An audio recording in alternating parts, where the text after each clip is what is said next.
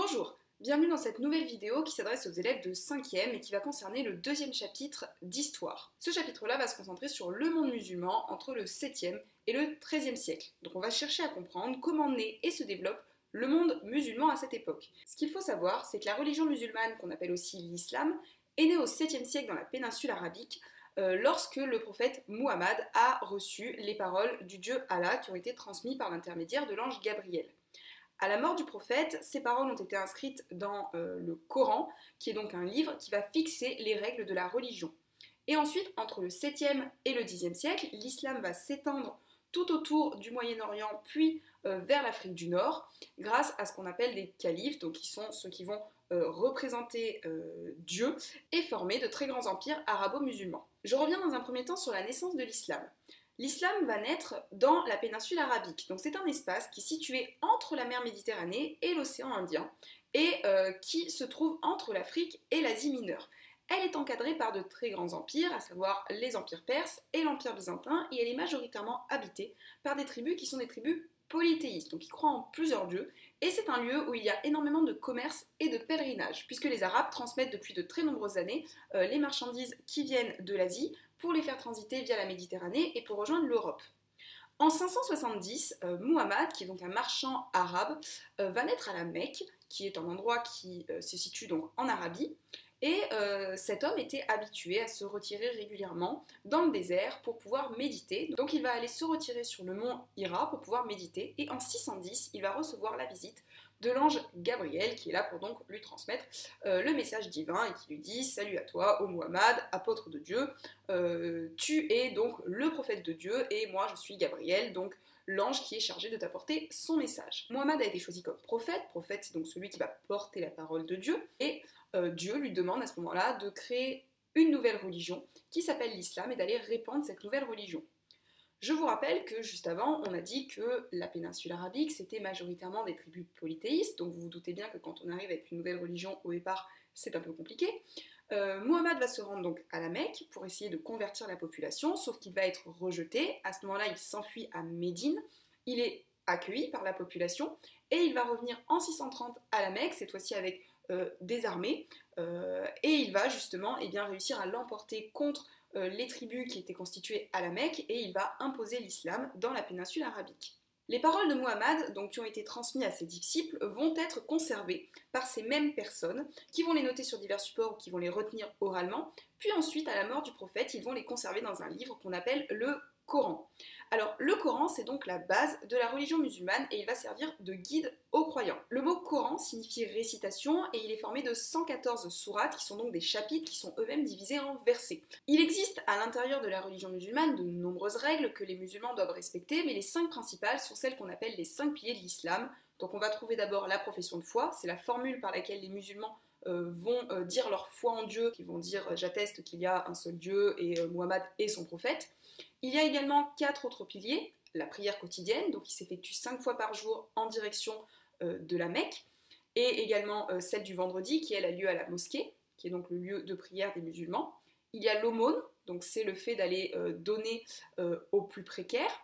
Il y a le pèlerinage qui doit être effectué une fois dans sa vie à la Mecque, et il y a également le jeûne qui s'effectue donc durant le mois du Ramadan et qui est marqué à la fin par la rupture donc du jeûne qui est la fête de l'Aïd. À la mort de Muhammad, on a principalement un islam qui est répandu autour de la péninsule arabique. Et on va avoir ses disciples, qu'on appelle donc des califes, qui vont partir faire le djihad, donc ce sont des conquêtes, et ils vont le faire pour pouvoir agrandir l'empire. Donc ils vont d'abord se battre contre les Perses, contre les Byzantins, contre les tribus africaines, et progressivement, les conquêtes donc, vont s'effectuer sur toute la péninsule arabique, sur l'Afrique du Nord et jusque dans le sud de l'Espagne, entre à peu près 634 et 550, et elles vont donner naissance à un immense empire arabo-musulman. Ce qui fait que au 8e siècle, c'est donc un immense empire qu'on a et qui s'étend donc de l'Afghanistan jusqu'à l'Espagne. Donc vous vous doutez bien qu'un empire si grand ne peut pas être gouverné par une seule personne. Et donc très rapidement, on va avoir plusieurs califes. Donc califes sont les successeurs du prophète, qui sont également des chefs religieux, politiques et militaires, qui possèdent des droits et des devoirs envers le peuple, notamment donc celui de surveiller, de rendre justice, qui tiennent leur pouvoir de Dieu et qui sont à la tête de ce qu'on appelle un califat. Le califat, c'est donc le territoire sur lequel ils vont régner. Le calife, on le reconnaît principalement dans les illustrations grâce à leur tenue. Donc c'est une tenue qui est adaptée de la mode vestimentaire des Perses, qui a elle-même influencé sur la façon dont les Arabes se vêtissaient. Donc les califes s'habillent principalement avec des tissus qui sont très longs, des pantoufles, également un turban, et les vêtements vont comporter énormément de broderies qui sont souvent ornées de textes sacrés ou de textes religieux, sachant qu'il y avait vraiment des ateliers de fabrication pour pouvoir fabriquer ces vêtements, signe donc justement de leur importance pour mettre en valeur la figure du calife. Alors quels sont justement les devoirs qui incombent au calife? Le calife, il va devoir s'occuper personnellement donc des affaires de l'administration de l'islam. Il va également devoir défendre la religion, la maintenir selon également les principes qui ont été fixés par le Coran, exécuter les décisions qui auront été rendues par les juges, la justice, protéger également son pays. Donc c'est pour ça que je vous dis qu'il a plusieurs fonctions, religieuses, militaires, diplomatiques. Il va devoir recevoir également d'autres, par exemple, représentants de pays étrangers ou de grands empires différents. On voit bien ici donc que c'est à la fois un chef religieux et politique, puisque religion et politique ne sont pas séparés, mais un petit peu comme finalement dans l'empire carolingien ou dans l'empire byzantin, où on avait les empereurs qui étaient également des chefs religieux. Ce qu'il faut également savoir, c'est que l'empire arabo-musulman est un empire qui est énormément urbain. Les califes musulmans sont des citadins. Citadins, ce sont des habitants des villes, et ils résident principalement dans des villes qui sont immenses. Les principales villes qu'on va retrouver et étudier, ça va être la ville de Damas, la ville de Bagdad, la ville de Cordoue en Espagne et la ville du Caire en Égypte. Les califes vont résider principalement dans des palais qui sont fortifiés, qui sont soit en hauteur, soit en tout cas qui sont entourés de remparts, et qui sont protégés par une armée militaire. Et ils vont également s'entourer d'une cour qui est majoritairement composée donc, de leurs femmes, puisqu'ils sont polygames, ils ont plusieurs femmes, alors généralement une femme principale, mais également plusieurs, leurs ministres, mais aussi beaucoup de savants, beaucoup de scientifiques. Dans la ville, quels sont les lieux qu'on va pouvoir retrouver? On va retrouver les mosquées. Les mosquées, c'est donc le lieu de culte et de prière des musulmans, où ils vont se rassembler pour les prières communes, et également pour la grande prière du vendredi. Là, vous avez l'illustration de la grande mosquée de Damas qui est située en Syrie, donc qui aujourd'hui ne ressemble plus vraiment à ça en Syrie puisqu'il y a une guerre, qui avait été bâtie par le calife Al-Walid au 8e siècle. Et les musulmans, donc on a dit qu'ils se retrouvaient pour effectuer la prière à l'intérieur. On va retrouver le mihrab, qui est donc une petite niche qui est bâtie dans le mur de la Qibla, qui indique la direction que doit prendre la prière. Et on va retrouver également le minbar, qui est le numéro 2 sur cette illustration, qui est l'endroit où l'imam c'est donc celui va prononcer donc le sermon pour les prières. On va retrouver également dans les villes ce qu'on appelle les souks. Les souks, c'est l'équivalent du marché. C'est un lieu qui est principalement dédié au commerce. Donc on va avoir des fundouks.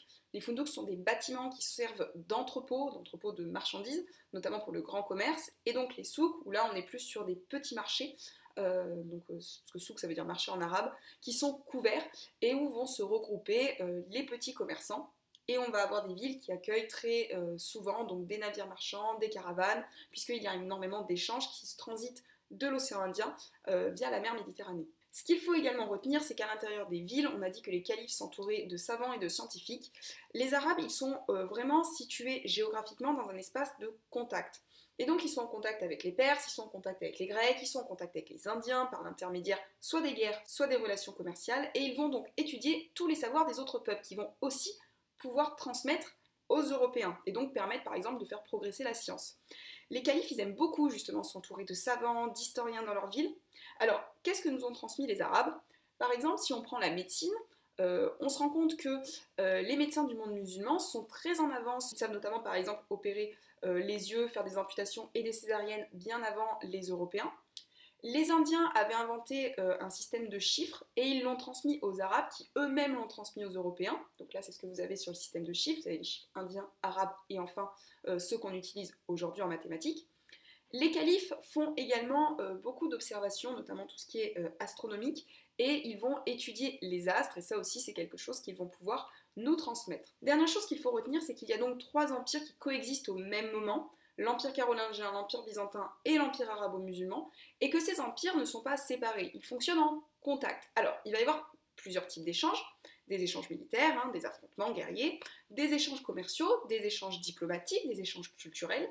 Si je prends les échanges militaires, En 1095, le pape Urbain II va lancer un appel à la croisade, donc il va encourager les chrétiens à partir combattre les musulmans parce que la ville de Jérusalem avait été récupérée par les musulmans et donc le pape voulait récupérer la ville de Jérusalem. Alors sachant que Jérusalem est au croisement de toutes les religions et que généralement les religions se disputent beaucoup pour pouvoir récupérer cette ville. Donc les chevaliers vont partir en croisade, donc ces chevaliers on les appelle des croisés, et ils vont partir récupérer en 1099 la ville de Jérusalem, et ils vont également fonder donc, des États latins qui sont situés dans le royaume musulman. Pour se défendre contre l'invasion donc des chrétiens, les empires musulmans vont engager le djihad, puisque je vous rappelle que les califes ont pour mission de protéger leur empire, notamment de protéger donc l'empire religieux, et donc ils vont se défendre contre l'invasion des croisés. Donc on va avoir des affrontements entre les deux armées et plusieurs croisades qui vont s'étendre au cours des siècles, donc jusqu'au XIIIe, XIVe siècle, avec de nombreux appels à la croisade et de nombreux affrontements, donc de même pour la ville de Jérusalem, les prises et les reprises, les prises et les reprises, enfin voilà, des affrontements, de toute manière c'est souvent comme ça dans les guerres. Donc les contacts ne sont pas uniquement militaires, il y a également des contacts et des échanges commerciaux. La mer Méditerranée, c'est un lieu où il y a toujours eu, déjà au Moyen-Âge, déjà à l'Antiquité, énormément de commerce qui était pratiqué.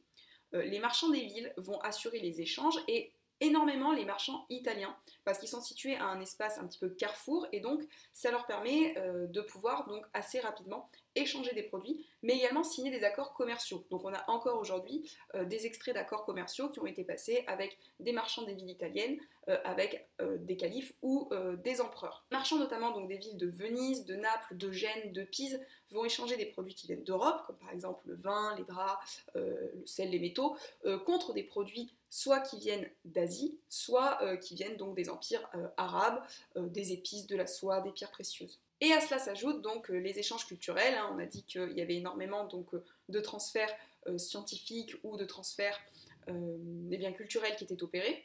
Les connaissances du monde musulman donc, se sont transmises à l'Occident par les villes qui ont servi notamment de centre d'études. Ça va être le cas par exemple des villes de Tolède et de Cordoue dans le sud de l'Espagne ou des villes de Salerne et de Palerme en Italie.